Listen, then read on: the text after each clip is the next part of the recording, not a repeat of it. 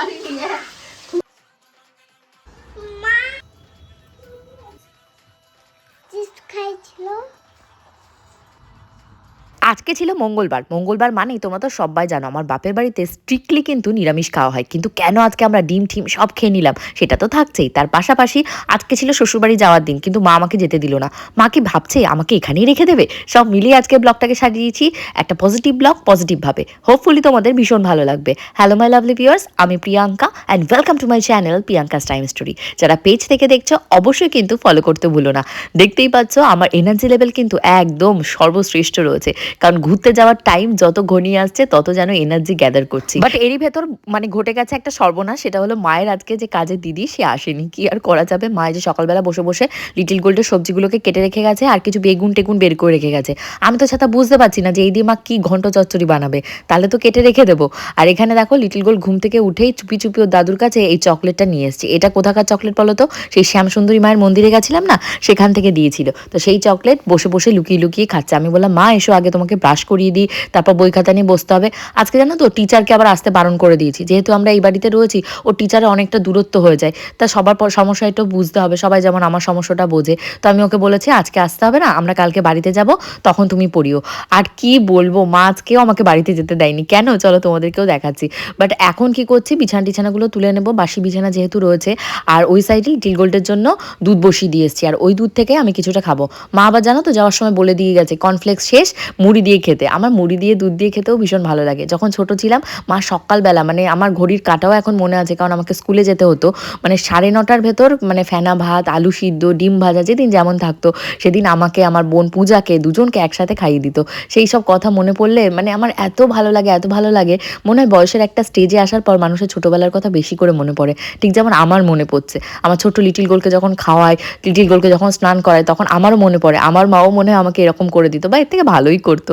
Little গোলকে জানো তো আমার মা যখন তেল মালিশ করে স্নান টান করায়, লিটিল গোল্ড আবার মাকে বলেছে তুমি আমার মায়ের মতন পারো না। সেই খবর আমাকে কে দিয়েছে জানো? আমাদের সামনের বাড়ি কাকিমণি।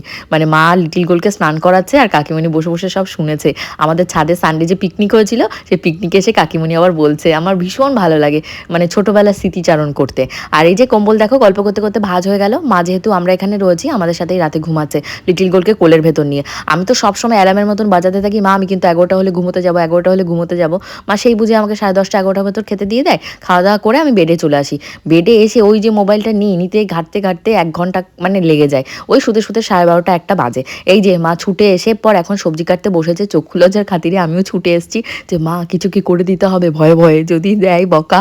তারপর মা বললো না আমি কেটে নিচ্ছি। এই যে মিষ্টি আলু যেটাকে বলে মাটির নিচে হয়, ওটা দিয়ে আজকে রান্না করবে হাঁসের ডিম।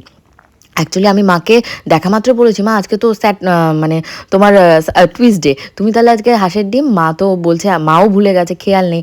আর যেহেতু আমি রয়েছি আর ডাল ফাল আবার রান্না করতে গেলে মা বলছে ঠিক আছে আজকে তাহলে হাঁসের ডিম খেয়ে নে, কিছু করার নেই। ঠিক আছে কিছু করার নেই, মাও তো দৌড়ে এসে কাজটা করছে। মানুষের একটা মেন্টাল প্রিপারেশন থাকে না যে বাড়ি গিয়ে দৌড়ে আমি এই কাজটা করবো, এবার সেটা যদি আবার ঢিসমিস হয়ে যায় তার মানে সে তো বজ্রপাতের মতন অবস্থা।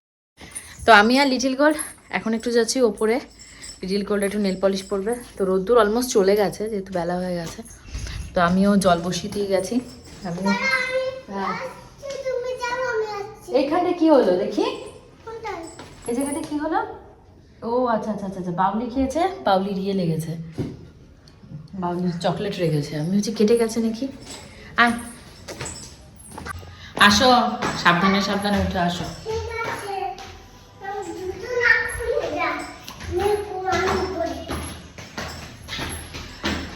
ওখানে দাঁড়া,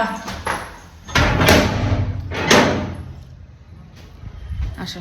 আবার ছাদে রোদ আছে, ভালো রোদ আছে। আমার শ্বশুরবাড়ির ছাদে যেহেতু আমি যেতে পারি না, আমার জানো তো ছাদ ভীষণ মিস করি।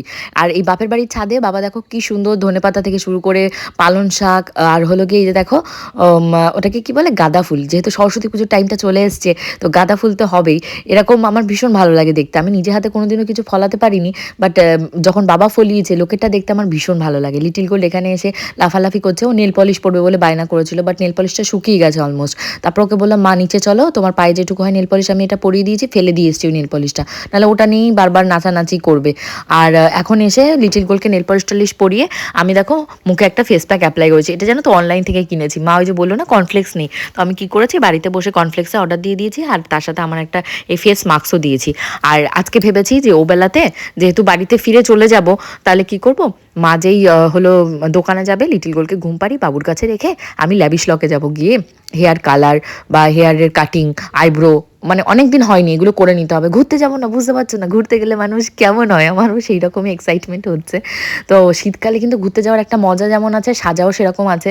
মানে গরমকালে কি হয়, ধরো তুমি 10 দিনের জন্য যাচ্ছ, 10টা ড্রেস নিলেই হয়ে যাবে, বাট এখানে 10টা ড্রেসের সাথে 10টা তোমার সোয়েটার নিতে হবে, না হলে ফটো তো ভালো আসবে না। আর যেহেতু সবাই মিলে যাচ্ছি, আমি, আমার বোন, বোনের হাজবেন্ড, লিটিল গোল্ডের বাবা, লিটিল গোল্ড, সবাই মিলে। তোমরা হয়তো ব্লগে আমাকে দেখো যে আমি খ্যাক খ্যাক করি, বাট আমি কিন্তু অতটাও খ্যাকে নই বা অতটাও কোনো কিছুই নেই। আমি ভীষণই একজন পজিটিভ মানুষ।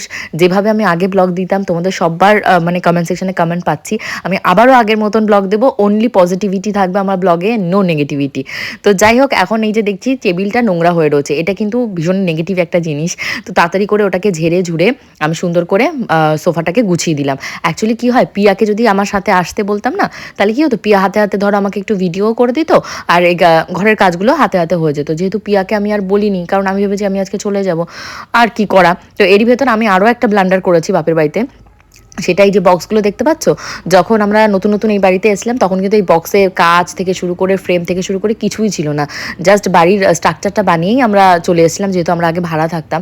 তো ধীরে ধীরে মানে যখন আমরা একটু বড় হলাম, স্কুল কলেজে গেলাম, বন্ধু বান্ধবরা বাড়িতে আসা শুরু করলো, তখন এই যে দেখতে পাচ্ছ, মানে দেখতে পেলে ওই সবুজ আর রেডের কম্বিনেশন করা যে ফ্রেমটা বানানো হয়েছে, মানে বক্স যে আলমারিটা ওটা বানানো হয়েছে, তোমরা অনেকেই বলো যে এই কম্বিনেশন কে চয়েস করেছো। দেখো আমাদের সময় ওই রকম ব্রাইট কম্বিনেশনই চয়েস করতাম, কারণ আমরা তখন ইয়াং, মা বাবাও ইয়াং। আর এখনকার দিনকালই এমন পড়েছে, নিউড কালার ছাড়া কিছু চলে না, মানে হোয়াইট ছাড়া, মানে বেস হোয়াইট হতে হবে। তো যাই হোক, ওখানটায় কী হচ্ছে, আমি না লক করে ফেলেছি, আর যেহেতু শীতকালের বেলা পুরো লকটা জ্যাম হয়ে গেছে, মা এসে গুতোগুতি করছে, আমি গুতোগুতি করছি, কোনোভাবেই কিছু হচ্ছে না। তারপর যেই হ্যান্ডেল ধরে দুবার আমি টান দিয়েছি, সে হুড়মুড়িয়ে গড়িয়ে পড়ে যাওয়ার মতন। পরে তো মা এসে উদ্ধার করলো, একটা দা নিয়ে এসছে, দা নিয়ে এসে হালকা করে টান দেওয়াতে ওটা মানে খুলে গেছে। অ্যাকচুয়ালি এর বক্সের ভেতরে আগে যখন আমি অবিবাহিত ছিলাম, তখন মানে বিয়ে হয়ে শ্বশুরবাড়িতে যাইনি, তখন ধরো আমার ব্যাগ, আমার বোনের ব্যাগ, স্যান্ডেল, এই সমস্ত থাকতো। আর বিশেষ করে আমার যে জিনিসগুলো থাকতো সেগুলো হলো আমার মানে নিচের পাল্লাটাই আমার কিছু ডকুমেন্টস থেকে শুরু করে, আমি তখন স্পোকেন ইংলিশ শিখতাম, সেই সমস্ত বুকস টুকসগুলো ছিল। আর এখন কি হয়েছে, এখন ওই জায়গাগুলোতে জামা কাপড়ই রাখা হয়, কারণ এই বাড়িতে যেহেতু জামা কাপড় রাখার সেরকম বিশেষ একটা আমার জায়গা নেই, তো আমি এইখানটাতে একটু জায়গা বানিয়েছি। আর এখন দেখো, একা তো আমি আসি না, আমার সাথে লিটিল গোল্ডও আসে, বা লিটিল গোল্ডের জিনিসগুলো রাখতেও তো জায়গা লাগবে না। তো আর পরিষ্কার পরিচ্ছন্ন জায়গা না হলে যদি পোকামাকড় কিছু থাকে, সবটাই ভাবতে হয়। তো ওখানে ঢুকিয়ে কিছুটা রেখেছি, যেহেতু আমরা ধরো 10-15 দিন পরে আবার বাপের বাড়িতে আসবো, তার জন্য একটা সিকিউর জায়গায় রেখেছি। আর মেন ব্যাপারটা কী হচ্ছে বলো তো, আমাদের যেহেতু 10 তারিখ নয়, অ্যাকচুয়ালি 9 তারিখ রাতের বেলাতে ফ্লাইট, তো আমাদের তো এখান থেকে বেরোতে হবে। তো আমি আমার বোনকে ফোন করেছিলাম, ও যেহেতু শ্বশুরবাড়িতে রয়েছে, যে কখন কিভাবে বেরোবো। তা ও বললো ওর যা যা সোয়েটার, জ্যাকেট ট্যাকেট যা আছে সব ও নিয়ে চলে গেছে। অ্যাকচুয়ালি আমি আমার একটা ওভারকোট পাচ্ছিলাম না, তখন ও আমায় বলছে তুই আমার ওভারকোট নিয়ে গেছিস, আমি কিছু পাইনি, আমি তোর ওভারকোট নিয়েছি। আমি বলছি ঠিক আছে, যা তুই নিয়ে নে ওটা, আমি তোরটা নিয়ে নিই, তুই আমারটা নিয়ে নে। অ্যাকচুয়ালি কী হয়েছে বলো তো, এই রেড কালারের যে ওভারকোটটা আমাকে পরা দেখো তোমরা ব্লগে, ওটা পূজার। তো আগের দিন আমি ওয়ার্ড্রপ ক্লিন করতে গিয়ে ওটা পেয়েছি, আর আমার এখানে তখন ওভারকোট কিছু ছিল না, আমি ওটা পরে চলে গেছি। ও আবার ভিডিওতে দেখে আমায় ফোন করেছে, তুই আমার ওভারকোট নিয়ে গেছিস? আমি বলছি হ্যাঁ নিয়ে গেছি। তো কী হয়েছে, বিয়ের আগে পরতাম না, বিয়ের আগে বোনেরটা পরতো না। অ্যাকচুয়ালি কী হয়, পূজা বিয়ের আগে তো তোমরা দেখেছো অনেকটা পাতলা ছিল, আমি মানে পূজার তুলনায় 19-20 ছিলাম, তো কী হতো আমার মানে কাঁধে আটতো না। কিন্তু এখন যেহেতু পূজাও মানে খাওয়া দাওয়ার পর এখন হেলদি হয়ে গেছে একটু, এখন দুজনের ব্লাউজ থেকে শুরু করে সবই হয়, তো তার জন্য টেনশনের ব্যাপার নেই। আর পূজার কতগুলো সোয়েটার, একটা না দুটো সোয়েটার অলরেডি আমার কাছে রয়েছে, আগেরবার নিয়ে গেছিলাম আর ফেরত দেওয়া হয়নি, তো আমি বলেছি ঠিক আছে আমি ওগুলো ফেরত দিয়ে দেবো, আর তুই রেড কালারের ওভারকোটটা তুই রেখে দে, আর তোর রেডটা আমি পরে নি, রেখে দেওয়া তো ওরকম নয়, পরলে একবার করে ফটো তুললে ওরটা আমি পরলাম, আমি ওরটা পরলাম। অ্যাকচুয়ালি তোমরা কিন্তু ফলো করলে দেখতে পাবে যে বিশেষ করে কিন্তু ওর শাড়ি আমি পরছি বা আমার শাড়ি ও পরছে এরকমটা হয় না, কারণ মানে শাড়ি টাড়ি এগুলো আমি শুনেছি, আর ও বলেছে যে যার যারটা তাড়াতাড়ি পরাটা ভালো, নাহলে শনির নাকি দশা খারাপ হয়। দেখবে জুতো টুতো অত একটা আমরা পরি না, গয়নাগাটি মাঝে মধ্যে এক্সচেঞ্জ করি, যেহেতু আমাদের রয়েছে দরকার হয় না, না থাকলে যেটা শখ জাগলো হয়তো ওর থেকে নিয়ে আমি পরতাম, ও আমার থেকে নিয়ে পরে, এরকম ব্যাপার। তো আমার মনে আজকে যে শখটা জেগেছে সেটা হলো গিয়ে এই দেখো হেয়ারে কালার করব। বাড়ি থেকে মেন্টাল প্রিপারেশন কিছুটা নিয়ে গেছি, আমি টাকাটাও সাথে নিয়ে যাইনি, ইভেন জানো না তো আমি ওদেরকে গিয়ে বলছি মা হেয়ার ওয়াশ না করে কি কিছু করা যাবে? বলছে না ম্যাম, হেয়ার ওয়াশ না করে তো হেয়ার কাটিংই করা যাবে না, আর আপনি তো হেয়ার কালার করো। আমি বলছি না না দীপ, আমি কিছু জানি না, আমি এটা ল্যাভিশ লকে এসেছি, আমাকে একটা ব্যবস্থা করে দাও। তারপর ওরা হেয়ার ওয়াশ না করিয়ে আমাকে করে দিয়েছে। ও ঘুমা পড়েছে, উঠাও থাকছে। ঘুমায়ও পড়েছি, উঠেও থাকছি। ওরে বাবা, তা বেডে গেছে। পা বেঁধে গেছে। কত ঠান্ডা পড়েছে, বরফ পড়েছে। বিশাল ঠান্ডা, বাইরে বাইরে এই যে গেছি বরফ হয়ে গেছে। তাড়াতাড়ি জ্যাকেট গায়ে দিয়েছে। ও জামা গায়ে দেয় না, জ্যাকেট গায়ে দিয়েছে। তোর কে বলেছে এটা জ্যাকেট? যে ঢং কি ঢং, একটা বোতাম লাগা দেখে নে। কুটু আচ্ছা খেলবে না? খেলবে না? চল খেলতে যাবো, চল। তুমি তো ঘুমানোর ভান করেছিলা। ছোটবেলায় করে গেছিলাম জানো? কই গেছিলে? কই গেছিলা? তখন কালিটা ছিল। হ্যাঁ, তারপরে কে চিপস খাইছিল? ও বাবা। সো আমার প্রিয় ভিউয়ার্স, অবশ্যই কিন্তু তোমরা কমেন্ট সেকশনে কমেন্ট করে জানিও আমার হেয়ার কালারটা কেমন লাগছে। যদিও পুরো ভিডিওটা তোমাদের সাথে শেয়ার করতে পারলাম না, পরবর্তীতে প্রচুর শর্টসের এবং ব্লগের ভিডিও আসবে, তোমরা তখন দেখতে পাবে। তো বাড়িতে এসে মা কিন্তু কিছুটা লোটে মাছের ম্যারিনেশন করে রেখে গেছিলো, আর কিছুটা চিকেনও ছিল। তো আমি ভাবলাম তাহলে সেগুলোকে ফ্রাই করে নিই। তখনই মা আমায় বলছে না তোকে আজকে যেতে দেবো না, অনেক ঠান্ডা, বাইরে নাকি মানে হাত কেটে বেরিয়ে যাওয়ার মতন এত ঠান্ডা, নাকি সত্যিই ঠান্ডা। আমি ল্যাভিশ লকে যখন গেছিলাম ঠকঠক ঠকঠক ঠকঠক করে কাঁপতে কাঁপতে গেছি। আর যে জিন্সের প্যান্টটা পরে গেছে, আমি তো মনে মনে ভাবছি এইসব জিন্সের প্যান্ট ফুন্ট ওই সমস্ত রাজস্থানে চলবে না। তো এই দেখো রাতের বেলা ডিনার ফিনার করে আমরা এখন শুয়ে পড়েছি। হোপফুলি ব্লগটা ভালো লেগেছে। কালকে দুপুর ঠিক 2টোয় আসবো। বাই।